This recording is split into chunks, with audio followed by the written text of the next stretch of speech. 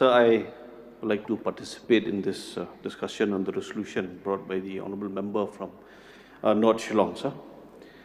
Sir, if you go through the narratives that have been in circulation for the past few months, when one young lady, the name of Bari Pangrop, had moved this very sentimental and emotional objective of having a relook at the reservation policy, which reflects the aspirations, the agony of our youths pertaining to the status of the reservation, especially in terms of the educational seats, when it comes to engineering, medical, pharmacists, forestry, and others. One very important thing that can be observed from the submissions made by this young lady, and very pertinent, is the deprivation part. Youths are looking at the reservation as a deprivation from all perspectives, Khasi, Jaintia, and Garo. So, this reservation policy has been beneficial to many youths in the past, coming from economically challenging backgrounds, coming from institutions that are there in remote parts of the state, and aspiring for better education, aspiring for better qualifications so that they can get better jobs. And this reservation policy has been beneficial to a great extent, sir. We have seen our engineers, we have seen our officers, we have seen forest officers, we have seen doctors, we have seen nurses, we have seen pharmacists, forest officers and others who have been educated in institutes which could have only been a dream for many of them. So, now if you look at the number of seats that are available in these various courses, the seats have remained the same. The seats have remained the same.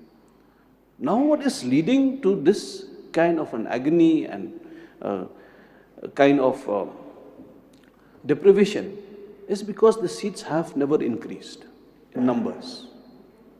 But then the number of youths have increased, their aspirations have increased, their intellect has increased, the eligibility of the youths also has increased.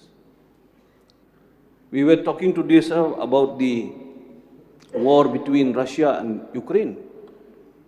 And the state government, the central government, and many representatives were trying hard to get back our students, to get back our citizens fast out of that location, to get them out of danger. It shows that many of our youths also have gone to foreign institutes.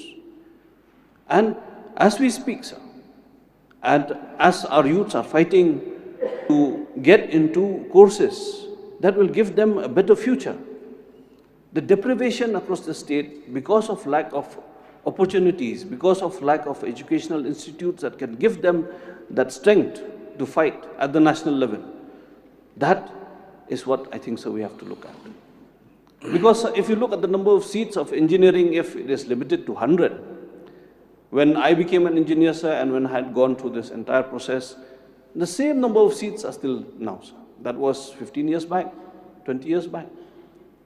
So, that's why, when we look at the deprivation, sir, the deprivation will only give much more frustration to the youths. Yep. Therefore, the entire policy has to be looked at a holistic approach, sir. A holistic approach has to be there to ensure that more opportunities, more seats, more opportunities can be given to the youth so that we can get more engineers, more doctors, more nurses, and the deprivation factor can be lessened, and we look at the aspirations of the youth, sir. So therefore, sir, these are my submissions, which would be in holistic approach, sir, so that we will look at the deprivation factor, and now that the reservation is being seen as a deprivation, sir, that aspect, that feeling, that sentiment of the youths should not be ignored, but then we have to ensure that educational institutes, as we had spoken the other day, sir, the honorable member from Nong Thamai had also very articulately expressed the need for more medical institutions, engineering institutions and others. So these are my few submissions, sir. Thank you, sir. Thank you, Bajas.